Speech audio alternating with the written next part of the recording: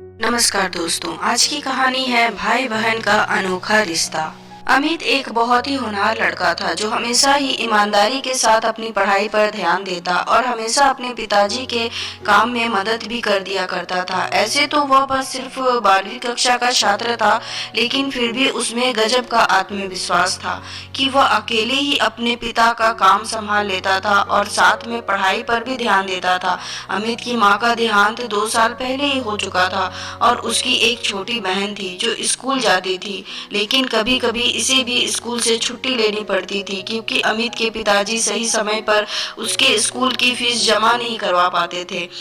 छोटी बहन को पढ़ाई का शौक नहीं था, लेकिन फिर भी अपने भाई के कहने पर वो पढ़ाई करने लगती थी। एक दिन छोटी बहन के पड़ोस में रहने वाली उसकी सहेली ने उसे अपने बर्थडे में आने के लिए कहा था। साथ में उसे रेड कलर की ड्रेस पहनने को कहा क्योंकि उसकी बर्थडे पार्टी की थीम रेड कलर की थी। अमित की बहन इतनी समझदार नहीं थी और वह बार बार अपने भाई से जिद करने लगी, भैया मुझे नई ड्रेस खरीद कर देना, कल मुझे अमृता के बर्थडे में जाना है जहाँ रेड कलर पहनना होगा। ऐसे में अगर मैं नहीं पहनूंगी तो लोग मेरी हंसी उड़ाएंगे और मुझसे कोई दोस्ती नहीं करेगा। अमित कहता, अरे ड्रेस से क्या लेना देना है, तू बस उस पार्टी में जाकर मजे करके आना। बहन रोते हुए बोली, नहीं भैया मुझे तो वही ड्रेस चाहिए, नहीं तो मैं बर्थडे पार्टी में नहीं जा पाऊंगी। अमित अपनी बहन से बहुत प्यार करता था और इसी वजह से उसने अपनी बहन के लिए नई ड्रेस लाकर दे दी जो लगभग 1500 रुपयों की थी और जिसके लिए उसने अपने दोस्त से उधार भी ले लिया था। ऐसे तो वह बहुत स्वाभिमानी था, लेकिन अपनी बहन के आगे वह कुछ भी नहीं कर पा रहा था। अमित के पिताजी ने कहा, तू अपनी बहन को बिगाड़ते जा रहा है, दिन ब दिन उसकी ख्वाहिश बढ़ती ही जा रही है। देख बेटा, उसके अंदर भी तो यह समझदारी होनी चाहिए कि वह हमारी मजबूरी को समझ सके। हम इतने पैसे वाले नहीं हैं। यह सब बातें दूर से ही अमित की बहन सुन रही थी और उसे यह सुनकर अच्छा नहीं लगा कि उसके पिताजी ने उसे कुछ भी देने से मना किया और उसे समझदार होने की बात की है। उसके हिसाब से तो वही सबसे समझदार लड़की थी।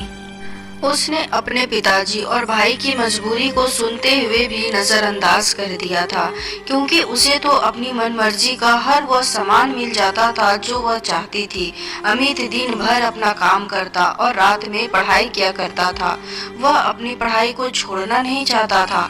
यूं ही एक दिन वह पढ़ाई कर रहा होता है, अचानक उसके दोस्त राजीव का फोन आता है जो उससे कल होने वाली पार्टी में चलने के लिए कहता है।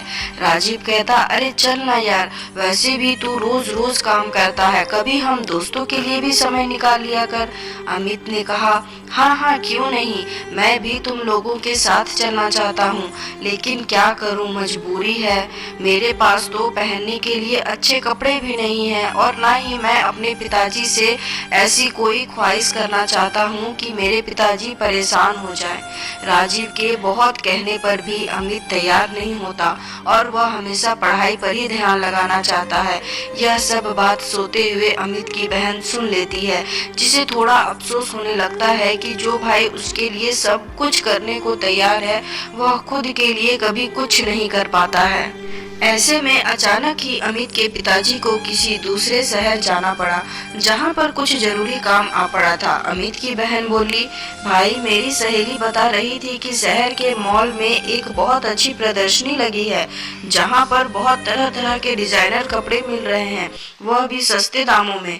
मुझे भी वहां से कोई अच्छी सी ड्रेस लेकर दे दो ना, जिसे मैं अपने बर्थडे में पहन सकूं और मेरी सहेलियों को नीचा दिखा सकूं। अमित ने कहा, तुम यह गलत सोच रही हो, हमें कभी किसी को नीचा नहीं दिखाना चाहिए, बल्कि अपने कर्मों पर भरोसा रखना चाहिए। बहन बोली, भैया आप ही मुझे दिला सकते हैं, नहीं तो पिताजी तो हमें लेने ही ना दे।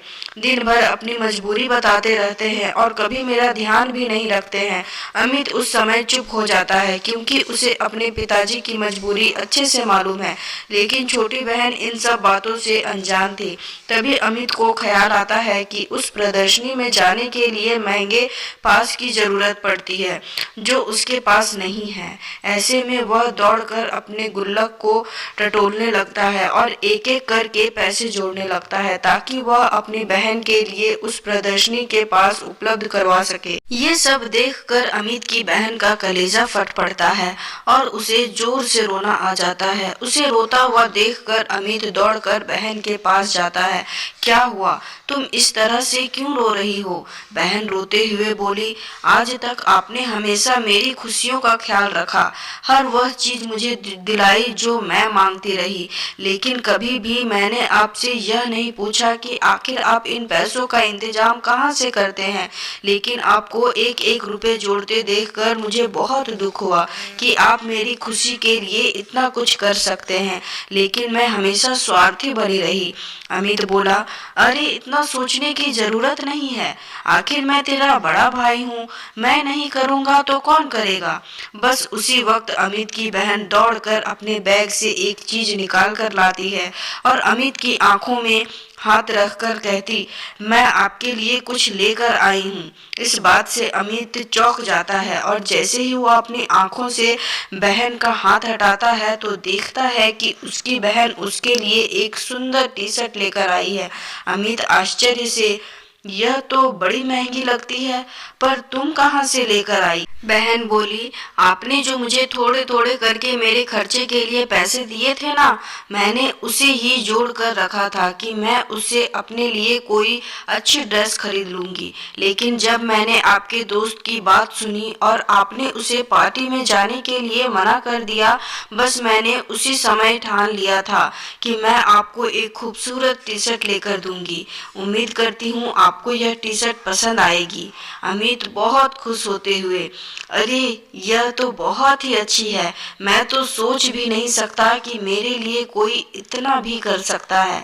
बहन भावुक होते हुए बोली, यह तो मेरी तरफ से एक छोटा सा तोहफा है, लेकिन आज तक आपने जो मुझे प्यार और सम्मान दिया है उसकी तो कोई तुलना ही नहीं की जा सकती। अब मैं हमेशा आपका और पिताजी का हाथ बटाऊंगी और कभी भी फिजूल खर्च नहीं करूंगी। वह बात सही है, जितनी चादर होती है हमें पैर भी उतना ही फैलाना चाहिए।